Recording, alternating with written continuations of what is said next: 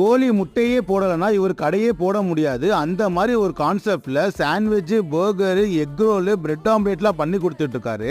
ஏன்னு பாத்தீங்கன்னா இவங்க பண்ற எல்லா வெரைட்டிஸுமே ஆம்லேட்டை வச்சு தான் வரும். சப்போஸ் எனக்கு முட்டையே வேணான்ட்டு ஒத்த கால நின்னீங்கன்னா அவரு ஆம்லேட் இல்லாம சாண்ட்விச், பர்கர்லாம் கொடுப்பாரு. சோ இன்னைக்கு நம்ம எங்க வந்திருக்கோம்னா திருச்சி வெஸ்டி ஸ்கூல் கிரவுண்ட் பக்கத்துல புதுசா ஓபன் பண்ணிருக்க ஷான்ஸ் ஆம்லேட் கஃபேன்ற ஒரு கியாஸ்க் கடைக்கு தாங்க வந்திருக்கோம். இவங்கள்ட்ட 4 மெனுவை வச்சு ஏகப்பட்ட வெரைட்டிஸ் பண்ணிட்டு இருக்காங்க.